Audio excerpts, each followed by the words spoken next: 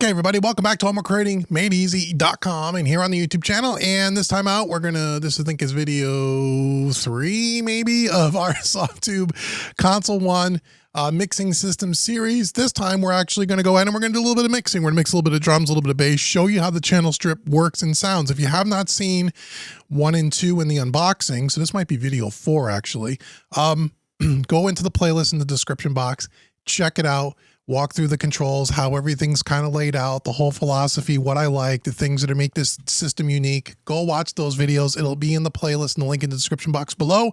If you want to check out a Console 1 for yourself, there is also a link to Sweetwater in the description box. It is an affiliate link, so you're helping support what I do here, but you don't pay any more for the product. And as I said, I think in a couple of the other videos, full disclosure, I reached out to Softube. They did not reach out to me to get one of these to bring this demo to you because I've been on a quest to try to get my hands on every surface control that's on the market to find out for you, the people that ask me about my SSL console and what surface control kind of gets me as close to that analog style or analog workflow, but with a DAW. And we've done other videos on different products. You can go check the archive on the YouTube channel. Now we're talking about the Softube Console 1, and so far I really like it. It is really intuitive. Go watch the other couple videos and you'll see all of my opinions on that. So we got this for free, but they're not paying me for the video. They don't know what I'm going to say in the video.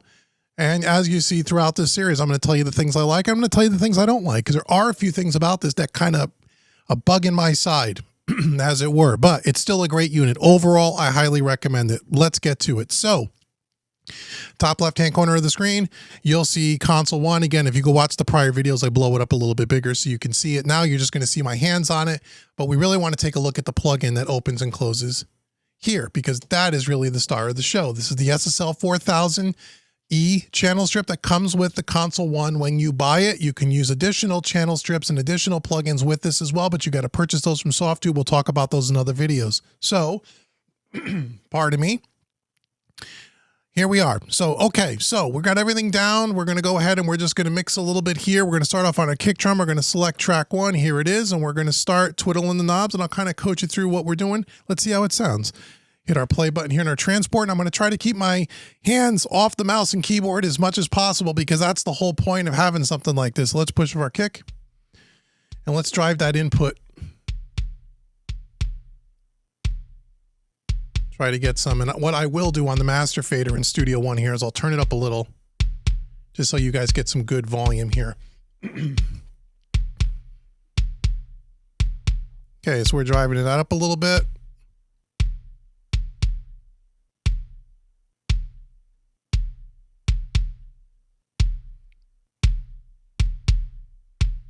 Some nice level here. Let's go to our shape section here. I'm not really worried about the gate because it's a sample, but let's talk about sustain and what this does. So if we started our 0 default setting here, negative number, more punchy,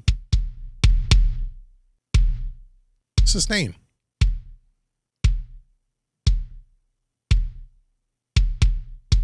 Transient designer.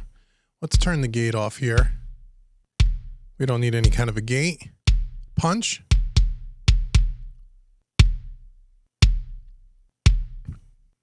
Punch is going to give you a little more of the point there. Go to our EQ. I'm going to move up a little closer here so I can get closer to the unit and still have it on camera for you here.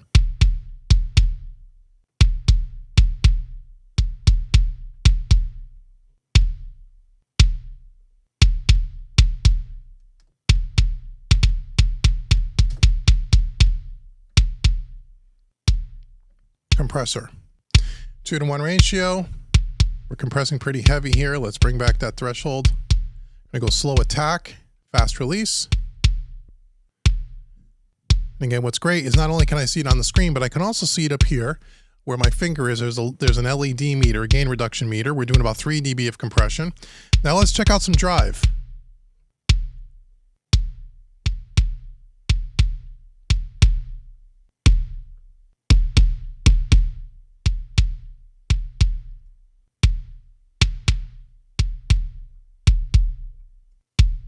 So as I talked about in one of the other videos when we were walking through the drive control settings, the drive is going to give you that nice breakup, which is really good. The character is going to change the tone of it. Positive numbers are going to be more present, a little bit more click.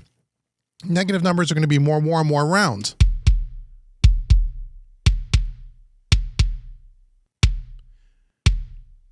So just between the sustain and the punch and the drive controls, you get a lot of tonal shaping, which is really cool. Okay, let's go to our snare. So if I hit select, you'll see it advances in Studio One. Let's drive it.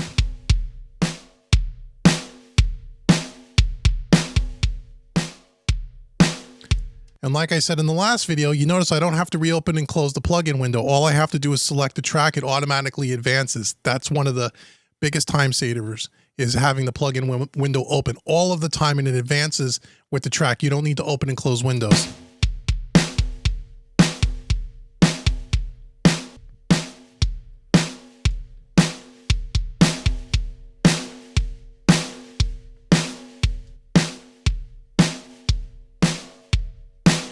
Little sustain. Let's do a low cut on this.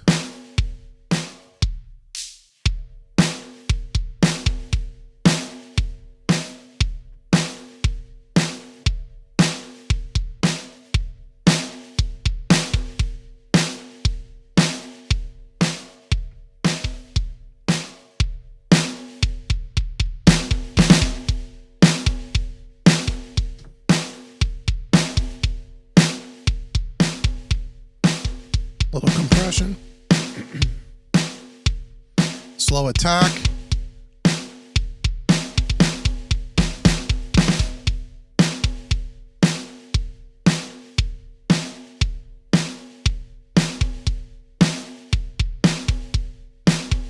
Just a few dB. Little drive.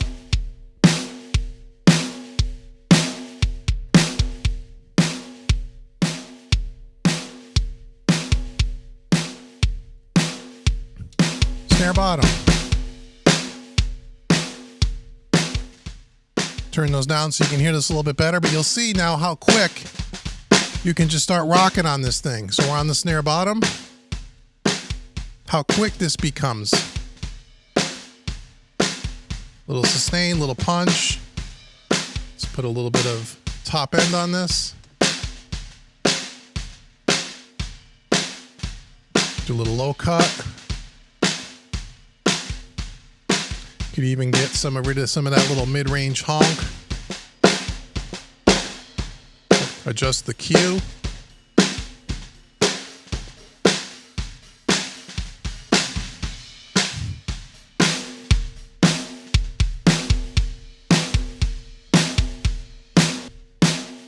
Let's go to our overheads. Overheads are our mono room. Oh, we'll do our overheads, track 9. So we have overhead left and right.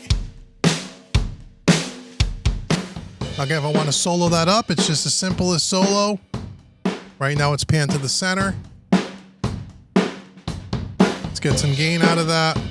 Maybe a little sustain. A little bit of punch. Let's get some EQ happening there.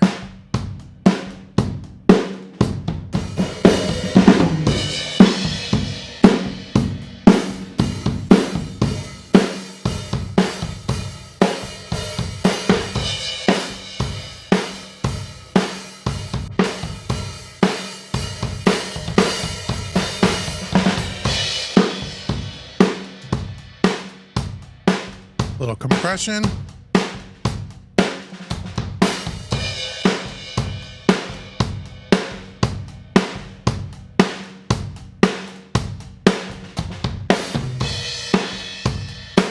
Some drive.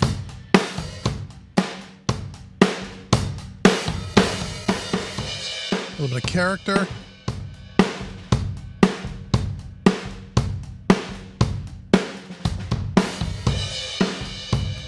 You can pan it to one side, right?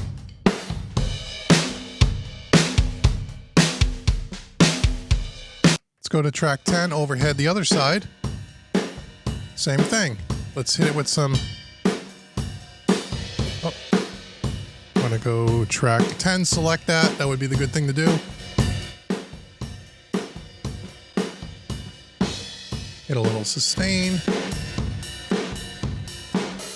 A little bit of punch.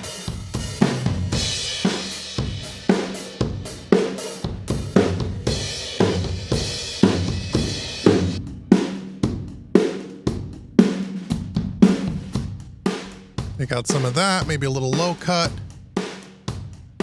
We'll use a shelf here. Little compression. Some drive. Little character. Now we're going to pan this to the right. So here's our two overheads.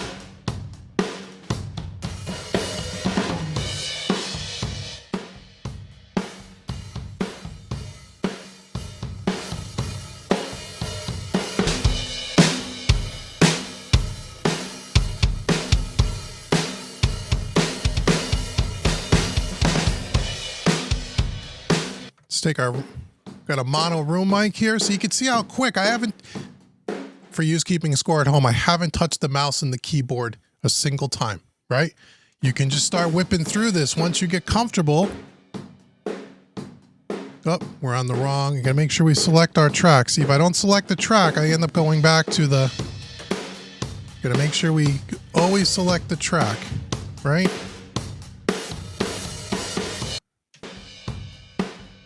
Make sure you select the track before you start turning knobs.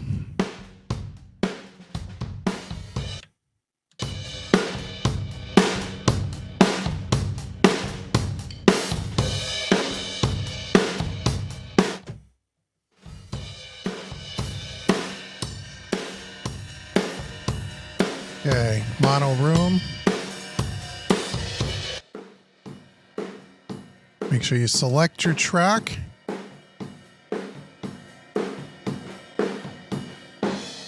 Let's get some shape.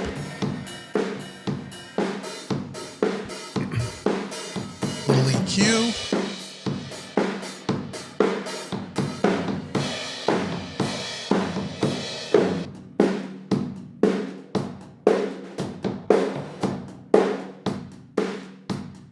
Maybe want a little low end in that room mic, right? Why not?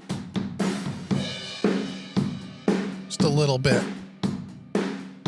Right?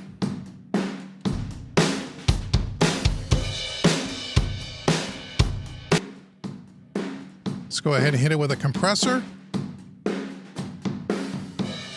And just a few dB. Now a little bit of drive, a little secret sauce.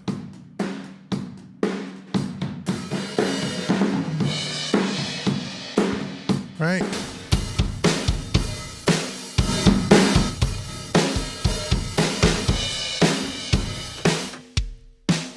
Kick snare, overheads.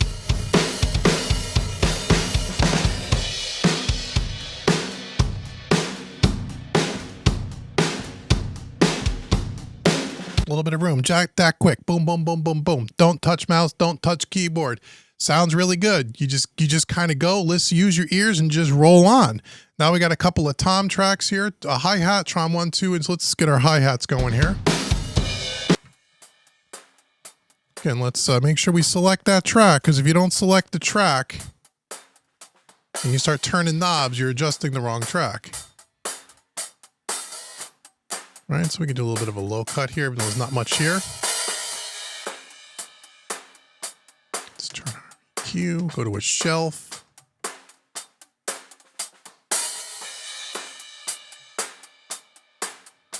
A little bit of compression, once again, not much.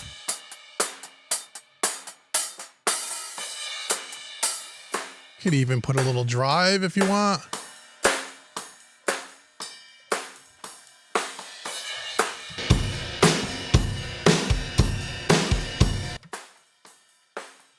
Pan it a little bit.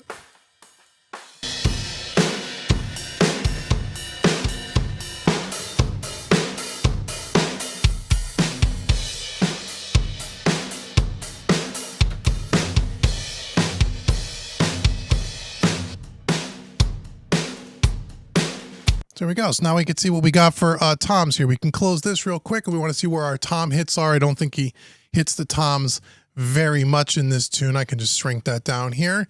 He hits it a couple of times. Oh, there's a floor tom, little floor tom hit here. Let's set a loop here just so we can hear what's going on this. We'll hit play.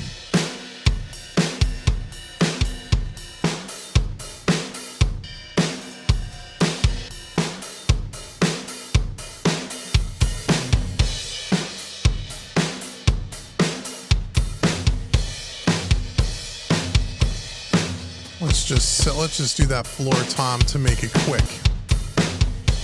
Okay, so we're going to go to floor tom. We're going to open this back up again. Track 7. Here's our floor tom. Let's turn on some shape. A little bit of EQ. Get rid of some of that mid-range. Oh, did I hit stop? There we go. Sorry.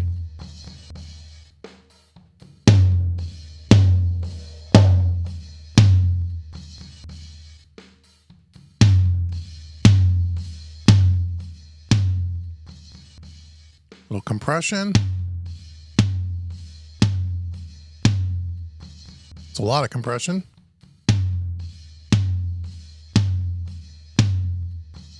Little drive.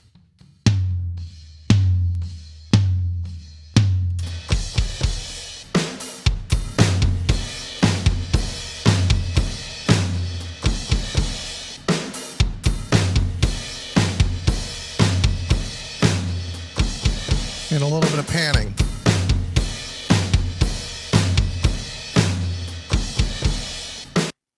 See how simple that is? You can just whip around this thing very, very quickly and just get moving. You don't have to really touch the mouse and the keyboard unless you're going to do, zoom functions and all the things that I'm kind of doing here. Let's widen this loop, but let's just drag in the bass guitar just so, again, you can get a feel for what we're doing here. So bass guitar. So bass guitar is number 11, right? And that's going to be track 1 now because we have 10 faders. Bang, go to track 11. It automatically pages over to track 1, which would be 11, right?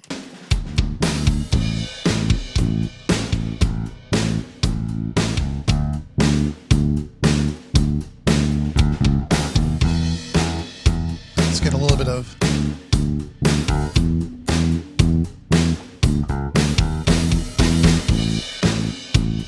Could even do a little bit of a low cut here.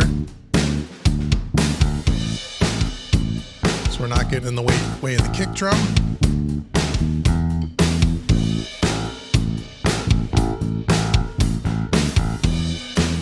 Change our ratio.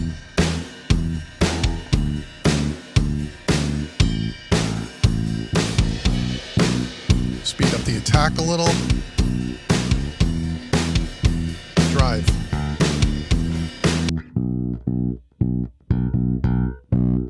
So you can really cook it.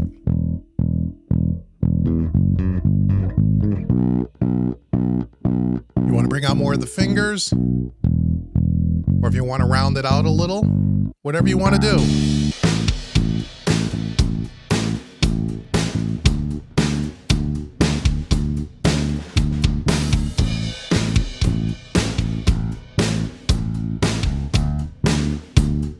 Go right here. We want to go track 5. You could just bring these up. You could take track 5. We could pan it a little bit to that. We go to track 6. Pan a little bit over here. Track 5. That's the tom track.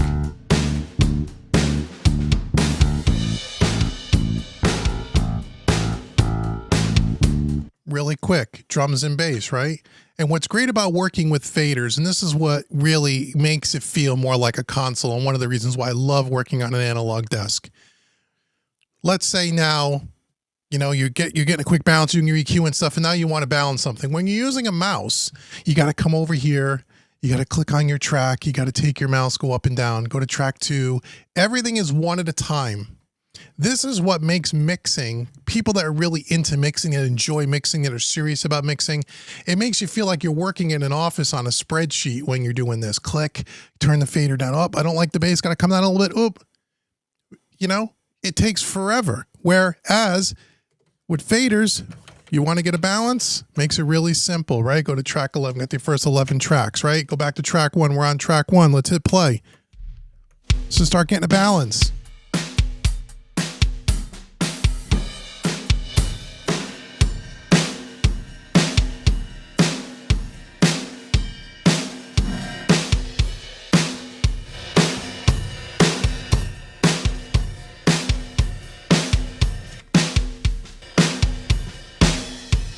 Right?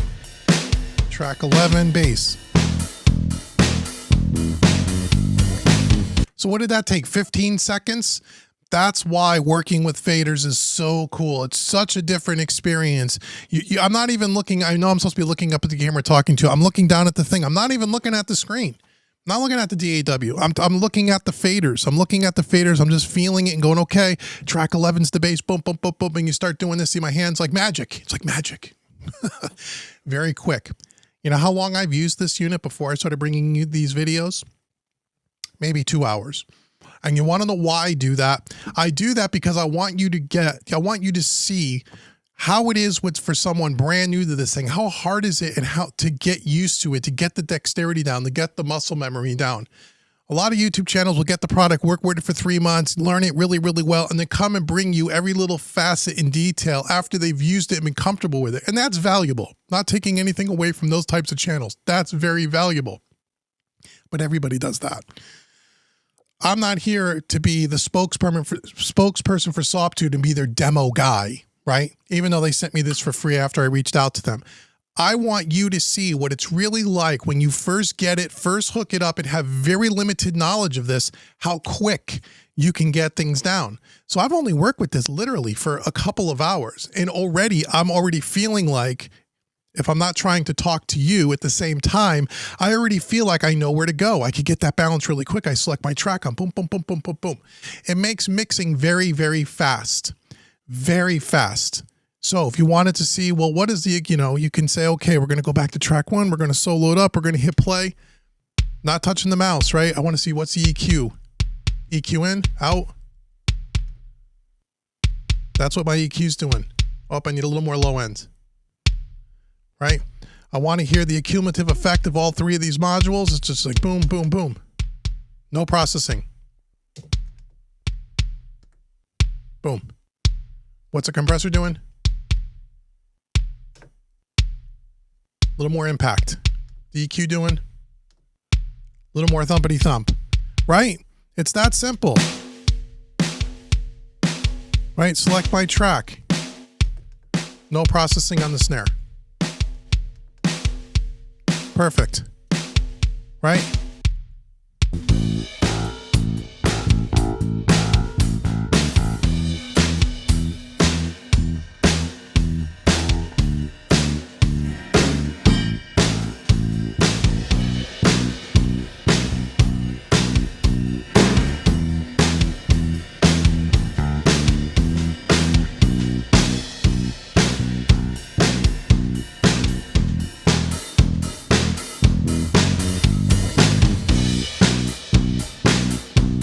I guess there's no shaker in that part there. Where's my shakers? Oh, here's my shakers.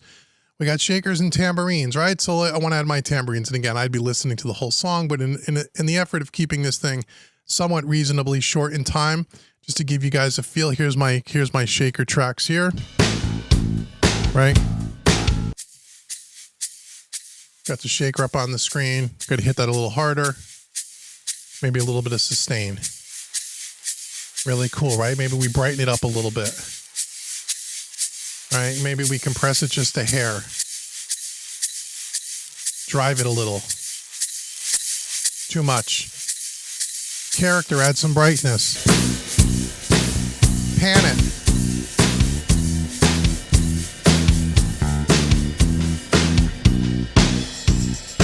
Tambo. Right? Select it.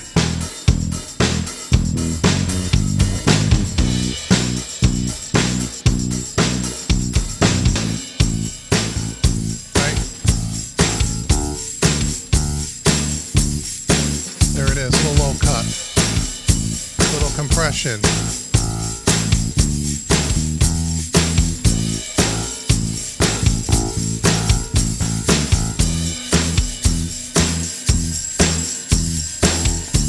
Pan it to the other side. Shaker tambo. Let's get a little balance between the two.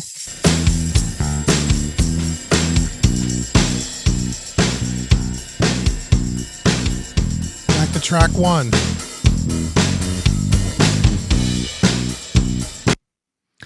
See how quick that is? It's very, very fast. And again, I've worked with most other, you could just go watch my channel. I'm not going to call out their names here, but I've done other surface control videos on this channel. Nothing I've used this far has been this fast. This, once you really get used to it and you really start flying around and you're not trying to talk to someone on video and teach something and you're concentrating, you can whip through this fast. Very, very fast. As you also saw in the things that I've noticed right away with this, there's no lag, there's no latency, there's no any kind of lag or latency between what I'm doing on the physical service and what I'm doing in Studio One. That's huge. And I said in the last video too, which is another big point. As I'm switching tracks around, what I see in Studio One happening on the screen is exactly what's happening on the hardware that does not happen on every single channel strip. On every single surface control. Let me demonstrate this point too. I did it in the last video, but in case you didn't see it, I'm on track one here, right? Kick drum. You can see on the screen in front of me, I only have 17 faders that are visible to me on my 27-inch iMac. If I want to get to channel 20, right? If I hit channel 20 here, look what happens in Studio One. The console scrolls over and shifts over. That doesn't happen on every surface control. A lot of times what happens is you hit track 20, it unhighlights track 1, but you don't see track 20. You actually have to come over here with your mouse and you got to scroll it over, which defeats the whole purpose of having a surface control, in my humble opinion. That is super important, that whatever you see here happens here. Same thing because you only have 10 faders, and so that means if you're going to track 20, it's going to bank, and then track 20 is going to be fader 10, right, on the second bank, right? So if I'm on track 1 and I go to track 20, it advances all the faders. Here's track 20. There's my lead vocal. So the second thing that makes using surface controls a challenge when they're not done well is the whole idea of banking and paging. That's the one thing that drives me crazy. So when you have the fewer faders you have, the more banks and pages that there are. That's why if this was me, because there's 20 tracks up here on the top of the console one, see track 1 through 20, I would have 2 of these faders things daisy chained together. Softube says you can do unlimited amounts of them. I would have 20 physical faders, 20 tracks. So when I hit track 18, and it highlights 18, it's going to be physical fader number 18. That's how I would do it. But then you don't have the nice little cute stand that looks really good and compact on your desk.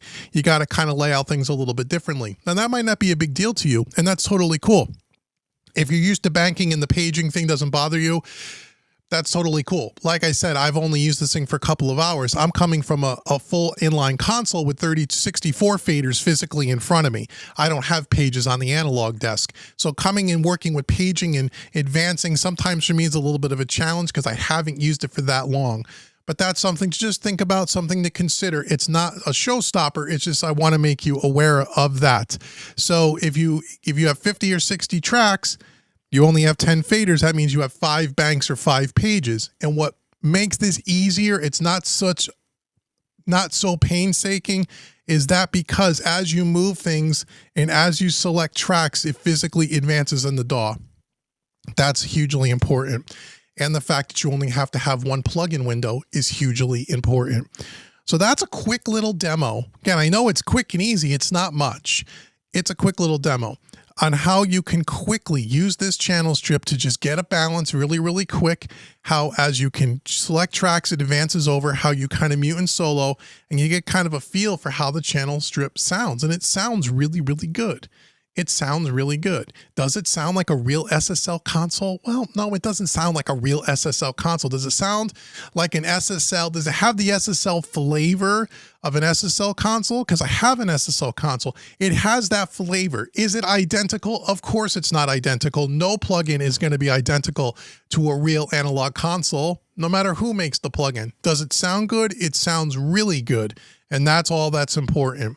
So I hope you like this little quick demonstration of how you can do some quick little mixing moves here with the Console 1 mixing system. Come back for the next videos. Check the playlist in the description box below. And we're going to go through a couple other features. I'm going to show you how you can swap out some of the drive functions and use other plugins by Softube. And then maybe we'll also demonstrate a couple of the other channel strips beyond the SSL 4000, just so you could check that out. And then lastly, we'll do a video where we can control our universal audio plugins, which is something unique to the system as well. So thanks so much. Like, share, subscribe, give me the old thumbs up, and I'll see you guys in the next video.